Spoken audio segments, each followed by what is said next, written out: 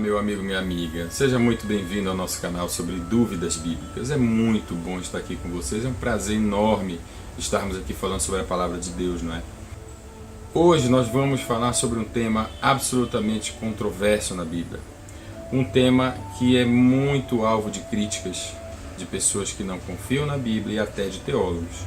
Não existe consenso entre os teólogos, porém aqui nós vamos tentar destrinchar de uma forma que você vai tirar a sua própria conclusão em termos desse verso bíblico polêmico. Alguns pensadores, algumas outras pessoas que são teólogas, pessoas escritoras sobre cristianismo, elas escreveram sobre esse tema de ser o tema, um dos temas mais polêmicos da Bíblia. Vejamos. C.S. Lewis, escritor cristão, ex-ateu, autor de As Crônicas de Nárnia, disse: "Este é o verso mais embaraçoso da Bíblia." Joseph A. Fitzmayer, sacerdote católico especialista em Novo Testamento, também falou a respeito deste verso bíblico, a frase mais difícil de interpretar neste discurso escatológico complicador. Vejamos agora, resumidamente, o sermão profético de Jesus, de Mateus 24. No sermão profético de Jesus, em Mateus 24, ele falou sobre diversos aspectos, sobre a derrubada de Jerusalém no ano 70 d.C., sobre guerras, fomes, terremotos, perseguição e morte, ódio, traição, falsos profetas. Falou sobre o aumento da maldade e o esfriamento do amor, sobre o evangelho pregado a todo o mundo seguido do fim. Falou sobre a abominação da desolação no lugar santo. Falou sobre a grande tribulação, os falsos cristos e falsos profetas, a vinda do Filho do Homem, sobre o escurecimento do sol, sobre a lua se transformando em cor de sangue e sobre a queda das estrelas, e sobre o aparecimento do Filho do Homem, anjos, trombetas anunciando o aparecimento e a vinda do Salvador. A lição da figueira. Proferiu a seguinte frase: "As minhas palavras não passarão." Disse que ninguém sabia sobre o dia e nem a hora da sua vinda, e pediu para que os fiéis vigiassem e orassem. E falou finalmente sobre a punição dos servos maus. "Em verdade vos digo que não passará esta geração sem que todas estas coisas aconteçam." Mateus 24, 34. Este verso bíblico, ele nos traz uma gama de interpretações. Podemos, através dele, pensar que Jesus errou através das Escrituras, através das suas profecias. Podemos pensar que isso já foi cumprido no passado, enfim. Vamos ver alguns pontos controversos de Mateus 24, 34, aquilo que pensam os críticos e os teólogos. Os críticos dizem que Jesus estava se referindo à sua geração, tendo errado na profecia, portanto, quando do não acontecimento profético dos sinais das estrelas, do sol e da lua, por exemplo, além dos outros aspectos durante os seus dias. Os discípulos de Jesus entenderam que as profecias se cumpririam durante o período de suas vidas contemporâneas à de Jesus. Já os teólogos defendem que Jesus estava se referindo à sua geração, tendo se cumprido parte de suas profecias na queda de Jerusalém no ano 70 d.C. Alguns outros teólogos defendem que as profecias se cumpriram em 1948, durante a fundação do Estado de Israel.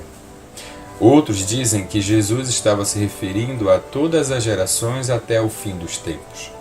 Alguns teólogos também dizem que Jesus estava se referindo à humanidade e outros dizem que ele estava se referindo aos cristãos verdadeiros.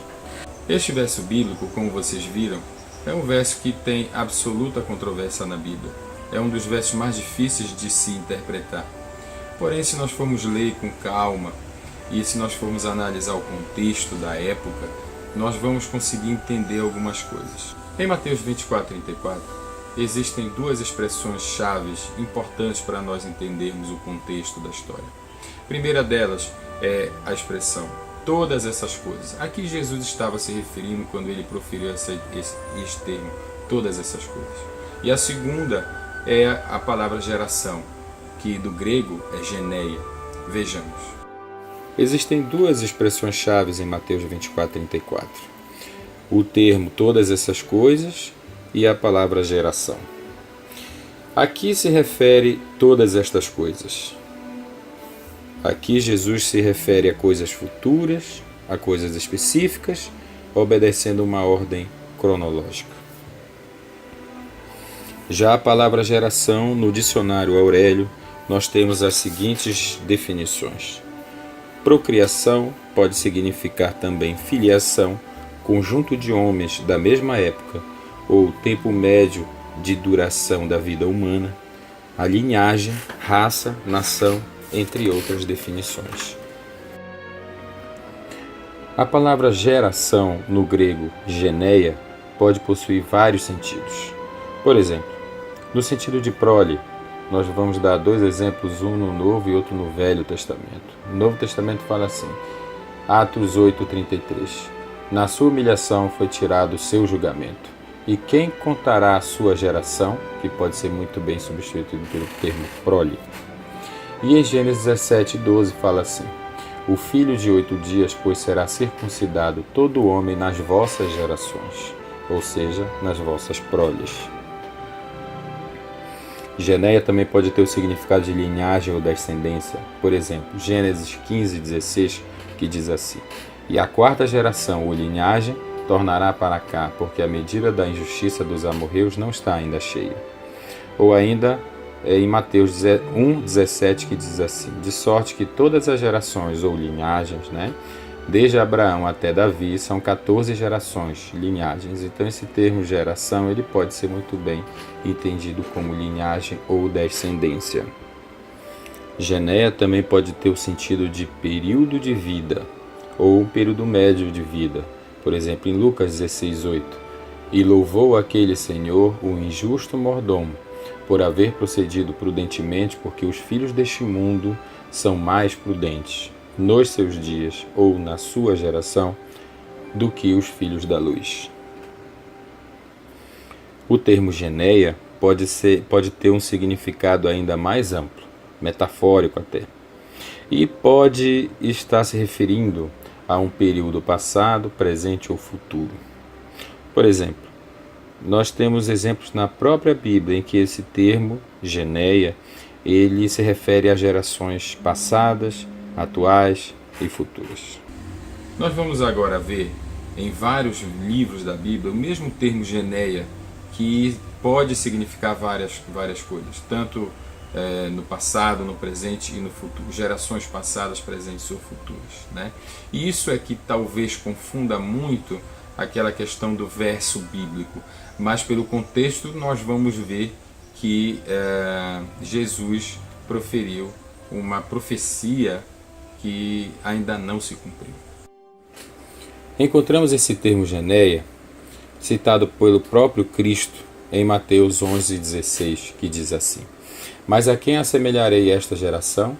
É semelhante aos meninos que se assentam nas praças e clamam aos seus companheiros. Aqui Jesus claramente está se referindo à sua geração presente, do seu tempo, pois o contexto revela que Jesus estava sendo crítico com o seu povo judaico, uma vez que não aceitaram as palavras dos profetas. Encontramos o termo geneia sendo utilizado para o tratamento de gerações passadas. Por exemplo, em Atos 13:36, nós temos o seguinte, porque na verdade tanto Davi no seu tempo, que é uma palavra análoga de geração, pode ser substituída portanto no seu tempo ou na sua geração, servido conforme a vontade de Deus, dormiu, foi posto junto de seus pais e viu a corrupção. Um outro exemplo que nós temos é em Hebreus 3:10, que diz assim, por isto me indignei contra esta geração e disse, estes sempre erram em seu coração e não conheceram os meus caminhos. Aqui é Deus falando que se indignou contra a sua nação escolhida na época de Moisés, durante 40 anos no deserto em que eles foram desobedientes. E aqui, neste verso, a gente precisa prestar atenção para um termo, que na verdade é um pronome demonstrativo, esta, em que algumas pessoas usam este termo e dizem que necessariamente quando está junto do termo geração, significa a geração presente. Mas isto refuta completamente esta ideia uma vez que Deus está se referindo a uma geração passada, pois já fala em Hebreus 3:10, muitos e muitos anos depois disso ter acontecido. Geneia também é encontrado na Bíblia grega, se referindo a gerações futuras. Por exemplo, Lucas 1,48 diz assim: porque atentou na baixeza de sua serva, pois eis que desde agora todas as gerações me chamarão bem-aventurada. Aqui é Maria, mãe de Jesus, profetizando que todas as gerações iriam lembrar de seu nome. Já em Salmos 24:6 fala assim: esta é a geração daqueles que buscam a tua face, ó Deus de Jacó. E todos aqueles que buscam podem ser considerados gerações, as passadas, as presentes e as futuras. Então, se o termo geneia, que significa geração, pode significar geração passada, presente ou futura, ou até raça, povo, linhagem, então, como podemos afirmar que Jesus estava se referindo às gerações futuras e não às gerações da época dele?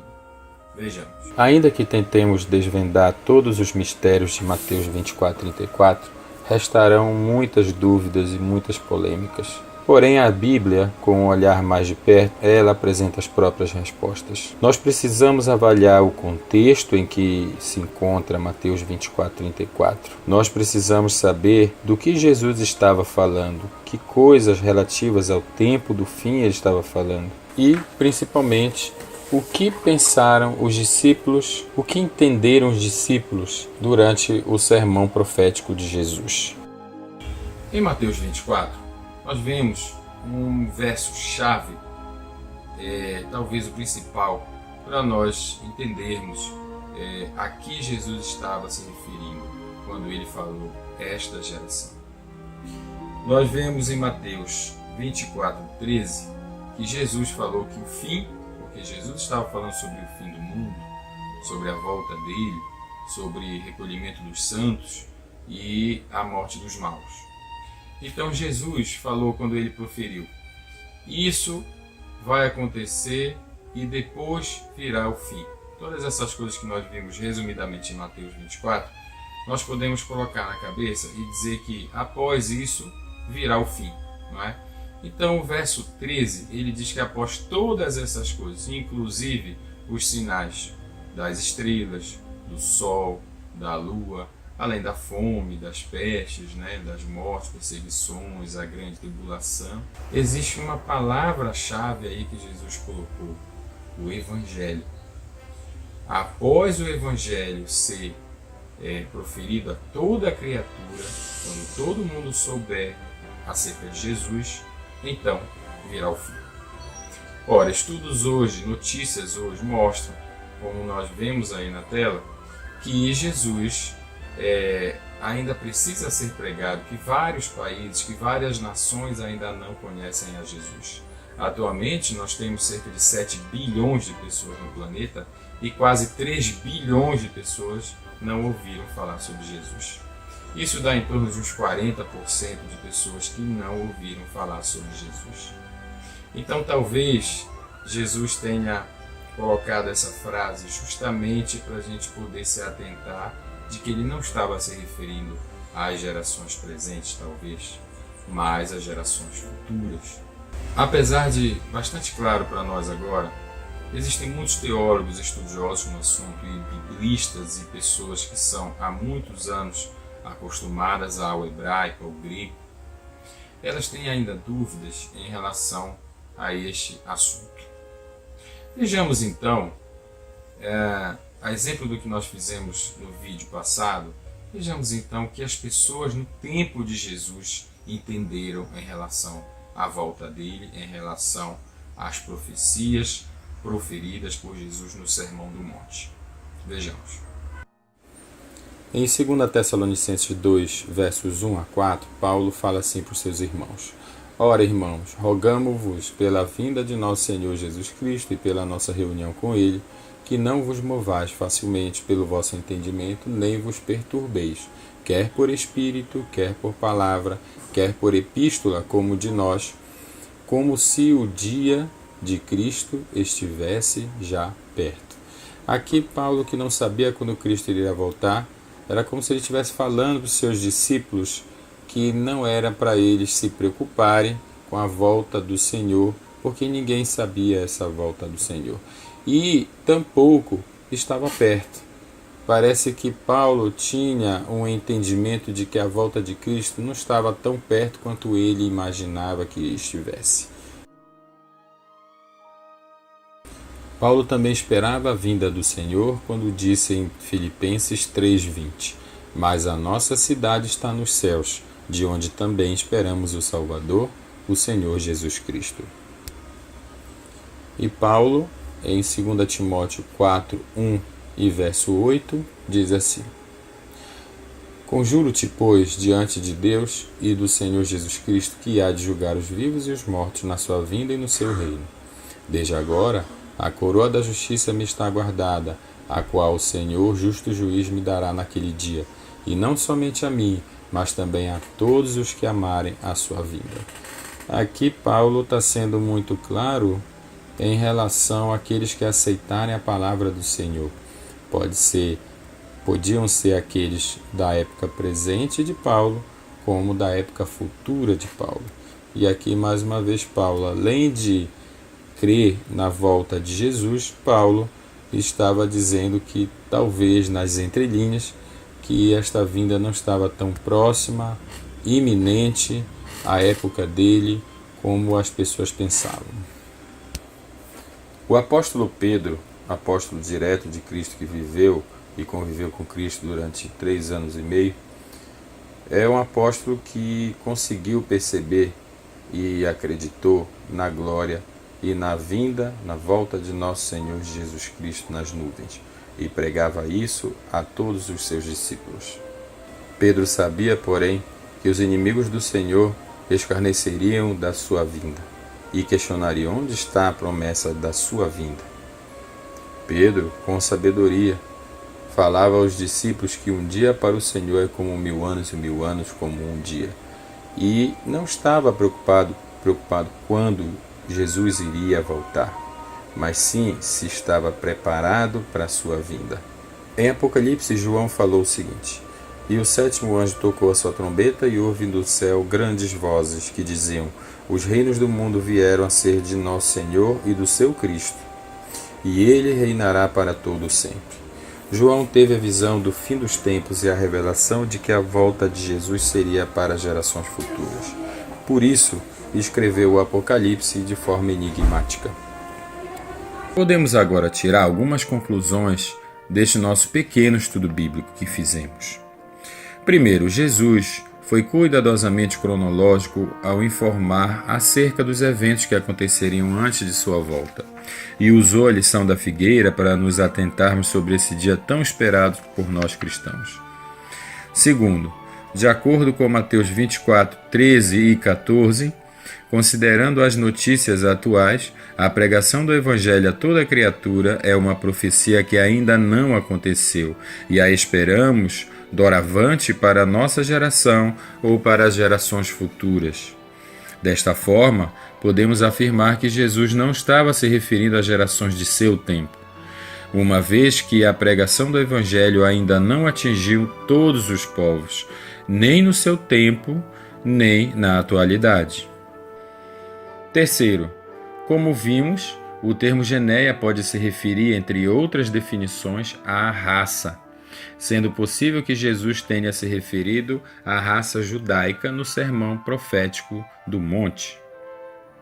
Como os judeus persistem como um povo e como uma raça até hoje, apesar de todas as tentativas de extermínio ao longo da história de Israel, isto torna a profecia de Jesus mais do que precisa. Quarto, os discípulos entenderam que a volta de Jesus ocorreria em algum momento depois de suas gerações.